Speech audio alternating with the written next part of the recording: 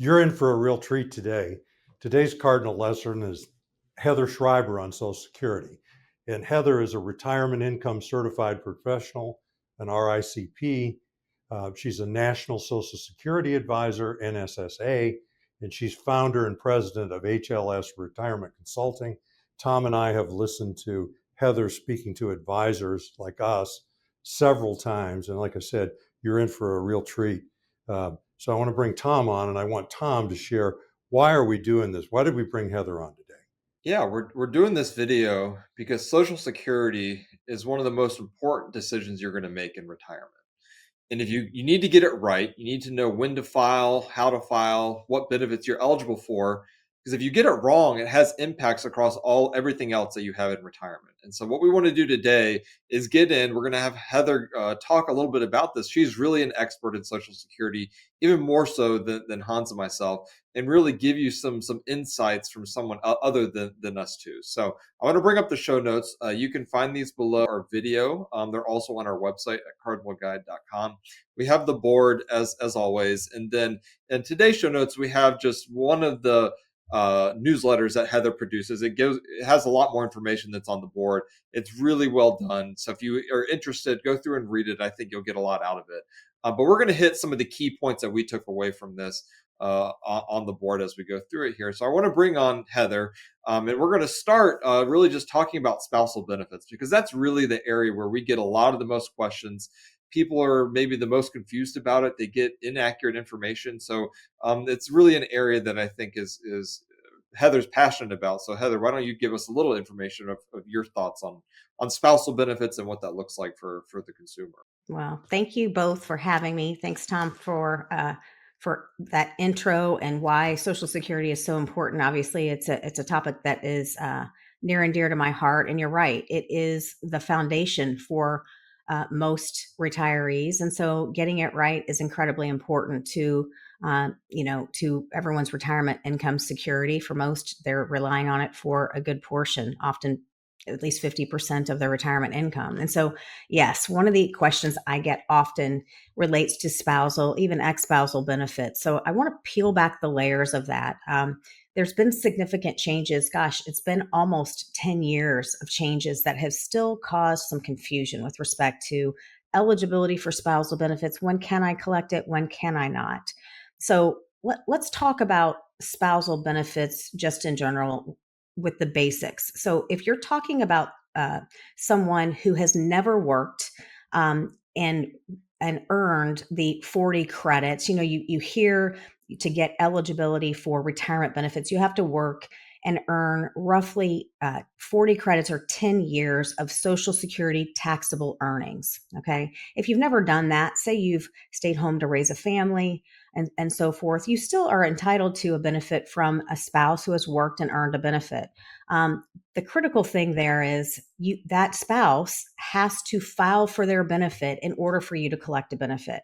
So that has changed over the years and caused a lot of confusion for people. So how much is that benefit? Well, the benefit is a maximum of 50% of your higher earning spouse or your earning spouse's full retirement age benefit. So question I always get is, well, if my spouse waits until 70 to claim their benefit, will I get 50% of that benefit? The answer is no. You'll only collect during lifetime a maximum of 50% of their full retirement age benefit. Now remember, full retirement age differs based upon your date of birth. Unless you're born on January 1st, then you always look to the year before your birth year to determine your full retirement age. So anyone born in 1960 or later or January 2nd, 1960 or later has a date of birth or a full retirement age of 67. So that's the first thing. So for dependent spouses, your spouse must file in order for you to collect the benefit. If you are under your own full retirement age, say you collect that benefit at 62, then the benefit is reduced. So that's the very basics. Now, what if you're an ex-spouse?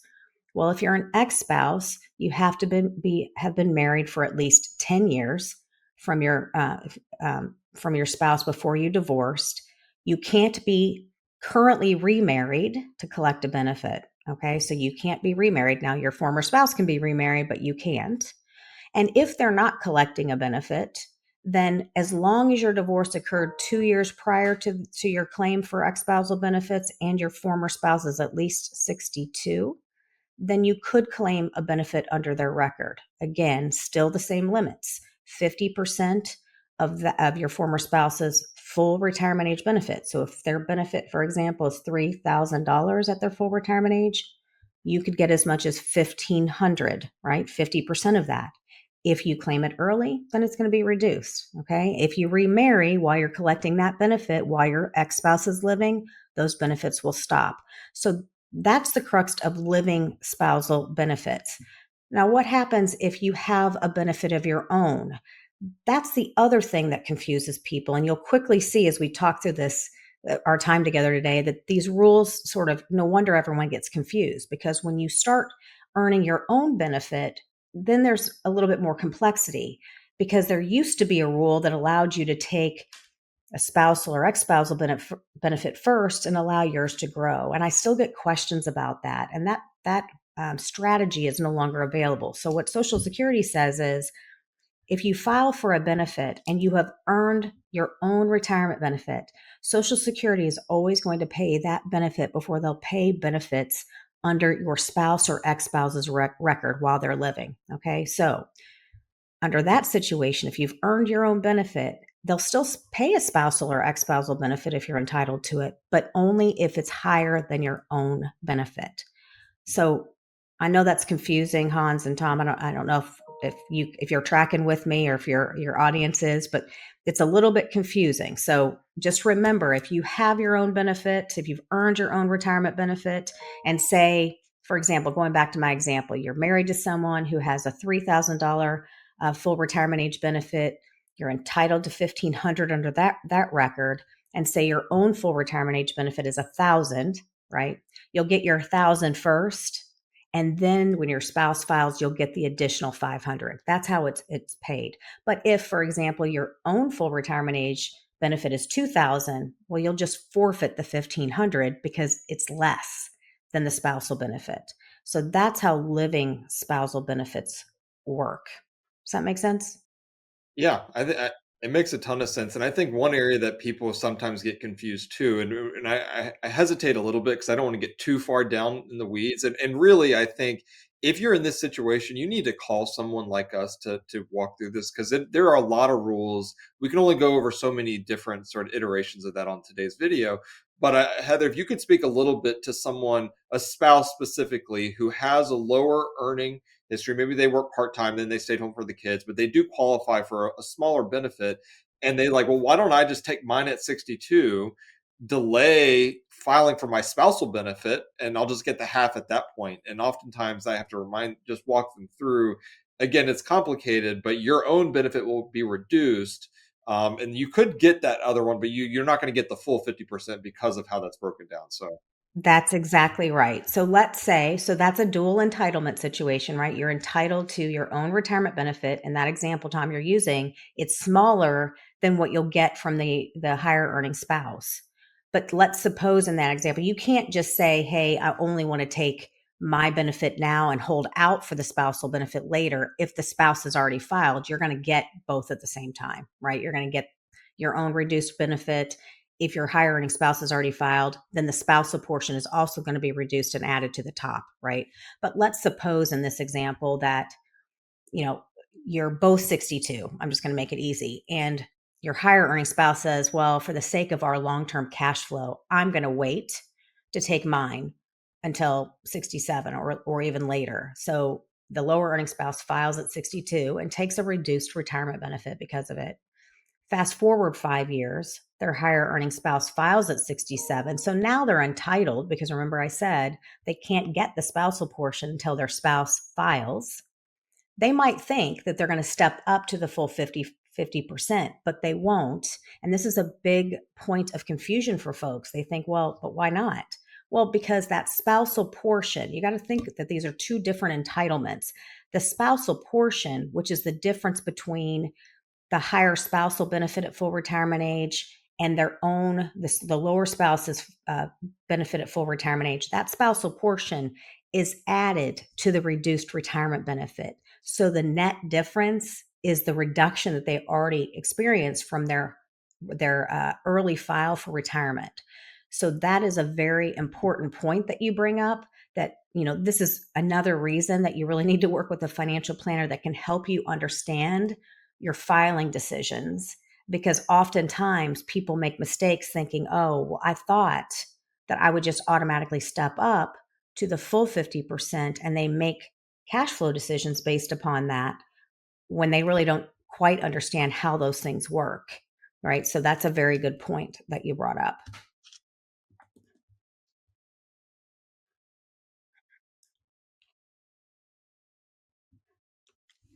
Let's talk. Yeah, well, and let me talk a little bit about survivor benefits in here too, because you bring up a good point, Tom, when you're talking about, people always ask me, well, you know, uh, with spouses, how do we decide when and how to claim? And here's what I normally say. First of all, there's no one size fits all approach ever.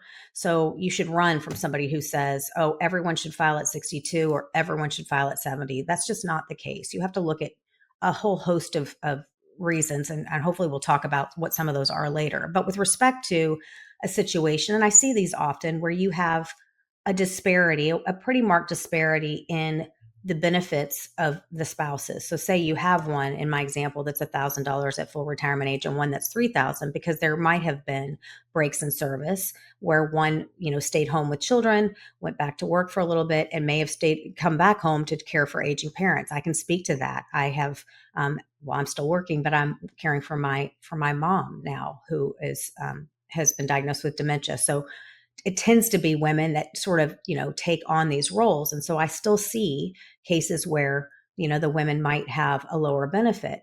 Well, during lifetime, the the lower earning spouse doesn't get the benefit of the higher earner delaying their benefit past full retirement age, right? Because they're only entitled to 50% of the full retirement age benefit of the higher earner. But if that higher earner waits beyond full retirement age to file, so say they wait until 70, not only does that help cash flow from when they're both alive, but it definitely helps cash flow for the survivor. And statistically speaking, women live on average 6 years longer than men, right? And certainly if there's an age disparity where the lower earning spouse is much younger, this becomes even more of an issue of thinking about long-term planning for couples. But the fact that the survivor waits longer can definitely help the second to die spouse, because survivor benefits are worth as much as 100% of what the higher earning spouse was collecting at the time of death, including those delayed retirement credits that they earned while waiting. So think about, any amount of time they wait beyond their full retirement age, they're earning 2/3 of 1% every single month, which is that 8% per 12 months of delay that you hear about. So someone who has a full retirement age of 67 that was born in 1960 or later, they're earning a 24% plus cost of living adjustments from 67 to 70 plus cost of living adjustments. That is inherited by the survivor. So if it's the lower earning spouse that lives longer, they're inheriting that. So that is pretty powerful to think about. Now, the other thing with widows benefits and widowers benefits is there are also strategies to employ that allows a surviving spouse. And this is where you want to steer clear of relying on Social Security. Whether you're going to the local field office where you're calling and making a phone appointment, you don't want to rely on them to help you make decisions with respect to widow or widowers benefits, because they're not going to help you that way. They aren't supposed to engage in anything that appears to be advice, but there are strategies that you can employ with respect to widows benefits and your own retirement benefits that will help maximize your cash flow. So before I said you can't, when your spouse is alive, you can't take one benefit first and then say, I'm going to hold out for this one later. With survivor benefits and retirement benefits, you can do that. So there's a leveraging strategy there where you can choose to take the smaller benefit first. For example, say your spouse passes away, that benefit is smaller, for example, but your own benefit you could wait until 70 to take, or vice versa. Social Security will not tell you that, and I hear more stories of inaccurate information being shared with respect to widow and widowers. And it's the most important time to make sure that cash flow is maximized. So what I would say to that is make sure that you're working with a financial planner that understands these benefits, because they're incredibly important to survivors, right, for cash flow. And so you want to make sure that you understand. And I always say, trust your gut. If you're working with someone at the field office or on the phone with Social Security, if it doesn't seem right, or if you're given 2 different answers or 3 different answers, don't do anything until you are certain that the information that you've been given is accurate. Have you guys experienced that in your practice?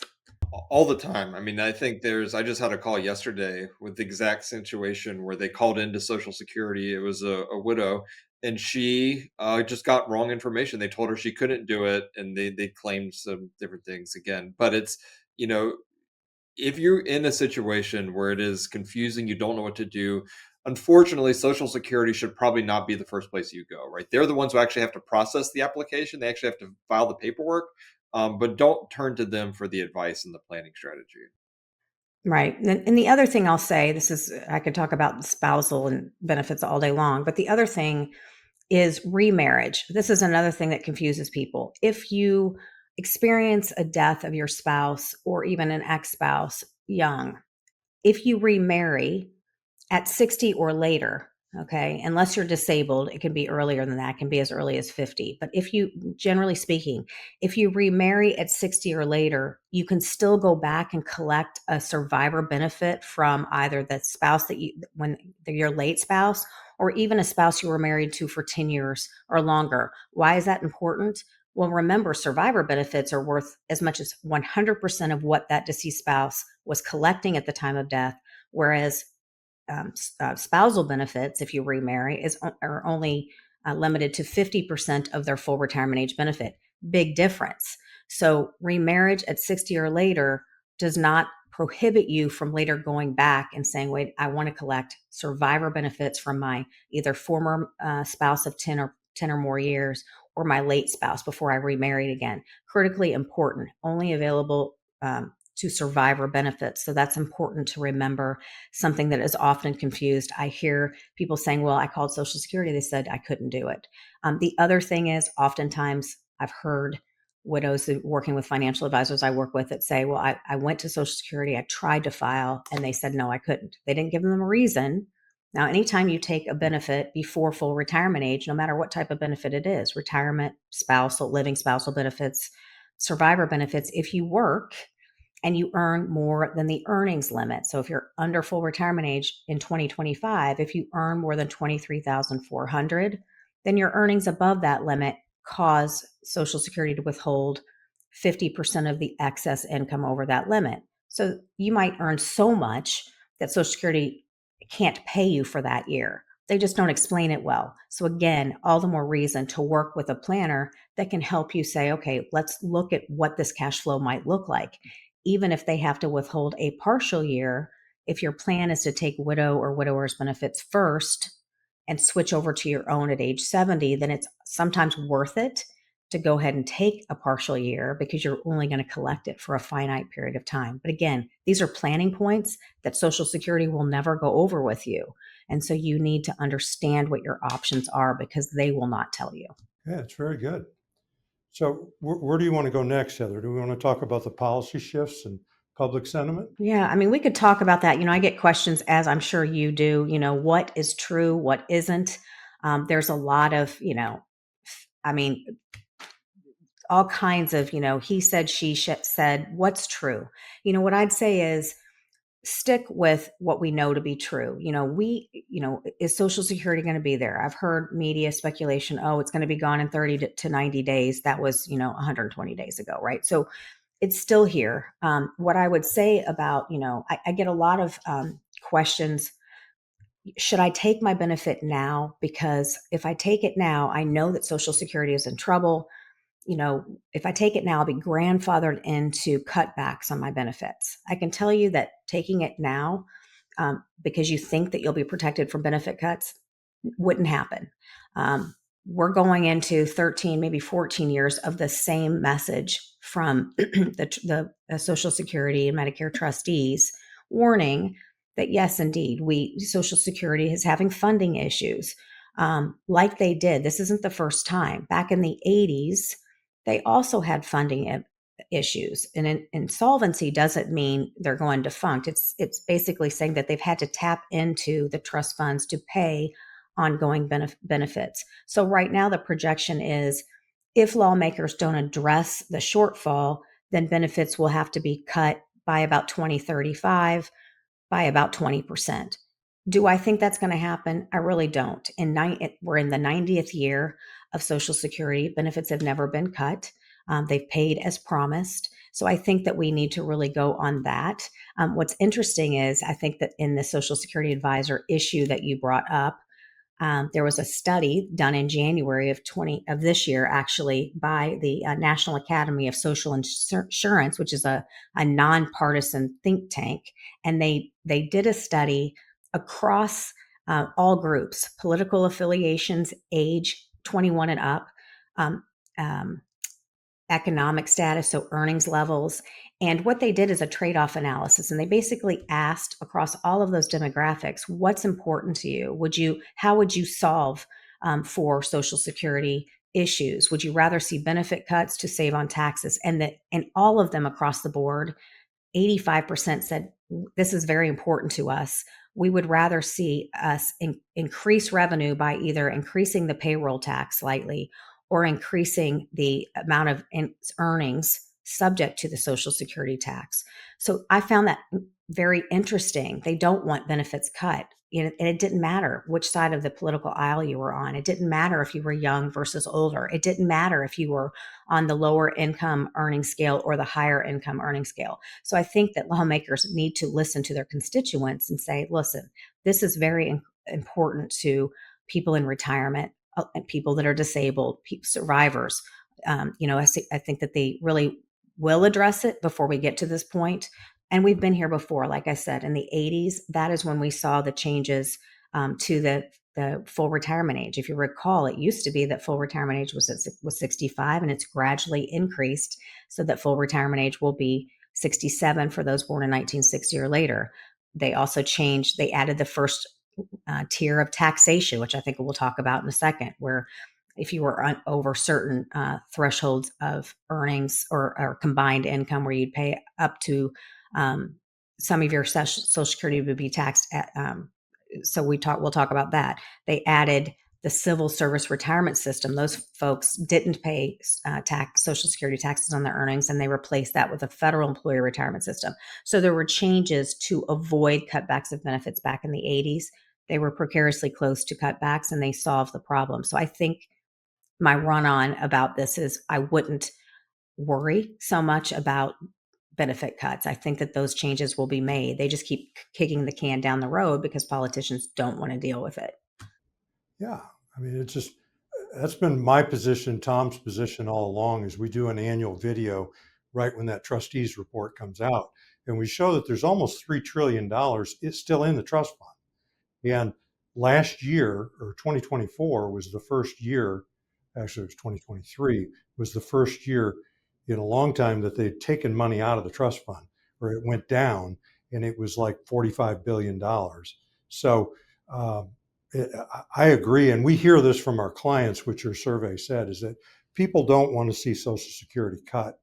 And they're willing to pay more in payroll tax if that's called for to have the thing taken care of. Where I see the problem with it is people that are coming into us and they're fairly cynical, and they've gotten to a position where we're talking about Social Security. That's the foundation of the financial planning. It's the first box. It's up there in the upper left. And if people are dismissing that as a benefit that they're going to have in the future, that makes our job really hard. I mean, I like to encourage people, there's going to be a benefit there. Well, and if you're concerned, as a consumer listening to the video, then if you're concerned about it, then stress test, right? If you think there's a 20% benefit, then stress test it by replacing it with something else. Everyone has their own view of it or opinion of it. I personally don't think that will happen. Some of the reason that, why did we get to this place? Well, obviously we know that there were so many baby boomers that are retiring during this last, 10, 12 year period. another reason is we've had lower birth rates than they expected. And another reason is that the growth of earnings above the taxable wage base has been much higher. So instead of capturing 90% of the earnings, because the taxable wage base, the cap right now on Social Security taxable wages this year is 176,100. Well, the trustees are saying that that's only capturing 82% of growth in wages instead of the 90% that they projected. So that's another argument for raising the amount of earnings that are subject to the taxes, to Social Security taxes, because the growth in earnings has been on a higher level of income. So there, some of them have said, some of the proposals have been, let's start taxing people at $400,000 or more. And that was in the trade-off analysis. A lot of people agreed with that, have a sort of a donut hole where it isn't taxed, and then increase it on earnings of 400,000 or more. So there's a lot of ways to help shore up the issues facing Social Security. And I think that they will happen. And across the board, Americans seem to be on board with it. Yeah, and speaking of taxes, we have a little section where we want you to talk about, and we put some examples up here. And what I'm going to do is just go to the summary of the examples is that the taxes that people pay on their Social Security are generally not as much as they thought they were going to be. And we have a single person that's making 30,000 in Social Security, 20,000 from other income, like a withdrawal out of a 401k, and they paid a total of $838 in taxes in 2025. And we have a married couple filing jointly, combined income of 80,000. They've paid 1,218 of taxes, and even the higher income people that are up, a single up at 100,000 and a married couple at 180,000, their tax bill is generally pretty low relatively, around 12%. So we're planning for taxes, and we're on the Social Security, because you can only spend what you get to keep. We're generally using real numbers, not just speculation. So I want to hear what you have to say about that, Heather. Yeah, I mean, I think first of all, I think there's a lot of people that aren't even aware that taxes and Social Security on the back end are even a thing, right? So a lot of people are surprised when they say, "Wait a minute, what do you mean I paid in?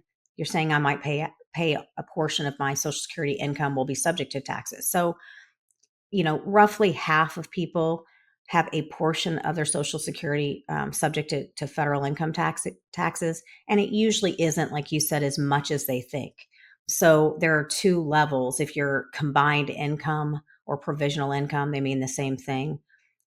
If you're single, if that level goes above 34,000. So what is that? It's a function of your adjusted gross income plus 50% of your Social Security benefits for the year, plus tax exempt interest. So things like municipal bond interest, even though that's not a federally taxable item, it gets pulled back into this calculation. If that amount, if you're single, goes above 34,000, then as much as, emphasis on as much as, 50% of your Social Security benefits can be taxable. People automatically see 50% and they think my Social Security is going to be taxed at 50%. That's not the case. Or they say automatically I'm a dollar over this limit and 50% of my benefits are taxable. That's also not the case, as you can see in this example. So you have to do the calculation, but if your other income is modest or mid-range, you're not going to pay that much in taxes, but you certainly just need to be mindful of the fact that you could.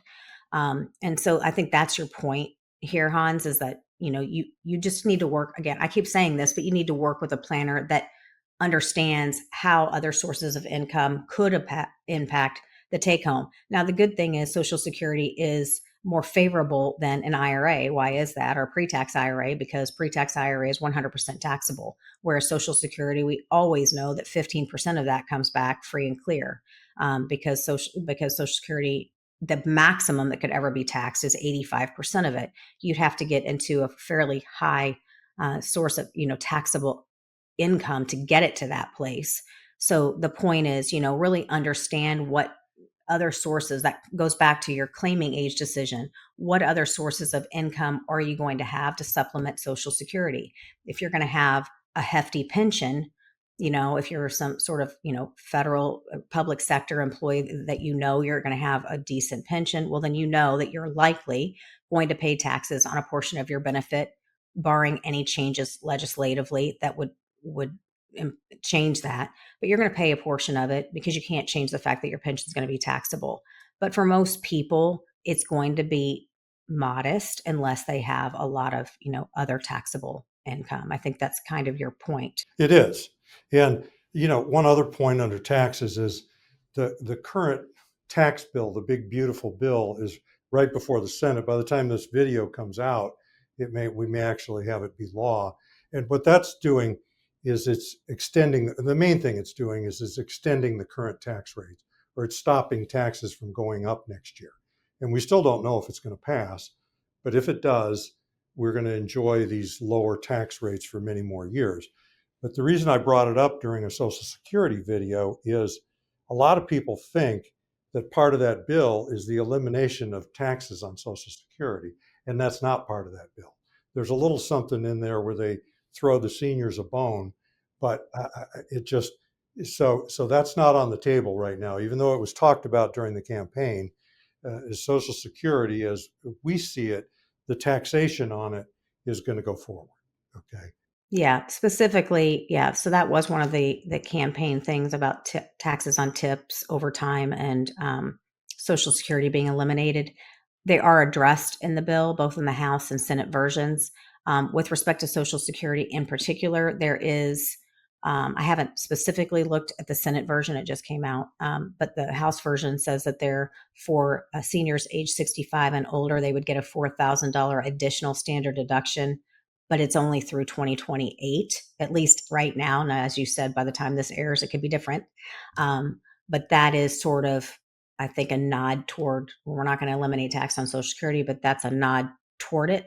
But it certainly isn't eliminating tax on Social Security. But certainly for most people, I mean, only 50% or so pay taxes on Social Security. So most people are going to benefit from that, even if they're not paying taxes on Social Security that are 65 and older. Yeah. So this last section of the board, you've spoke to it already, which is Social Security claiming age. As you talked about, if you hear with financial planners like us, and you look at the content and information that they put out, most of the time, this is what the whole video is about. Should I start it at 70? Should I start it at 67? Should I start it at 62? And what you said earlier was, if you have somebody that's giving the same advice to everyone, you need to run. Yeah, and I would agree with that. We've become so knowledgeable about Social Security just simply because it's the base income for seniors. We're in retirement planning, and it's all these other things that we're going to close the video with. This is the foundation. And so we've got to get to good decisions. And I noticed in your newsletter, you have an article written by Wade Pfau where he's really taking both sides of that absolute issue. Is that some people believe, oh, I'm going to wait till 70. That's good for all people. And that's the facts. He's taken that side. And then the other side that he takes, that he says that he doesn't necessarily agree with it, is take it as soon as you can and preserve your retirement savings. So you want to talk about that a little bit? Yeah, and I always say, Wade and I have discussed this at length. There is, no matter how you slice it, there is an emotional component to the Social Security claiming decision, right? We've paid in, and so we're like, the question is, well, how long do I have to live to make it worth waiting? But the other side of that is, what if I don't live long enough, right? And I don't take it, and then if I'm single, certainly, what does that do me?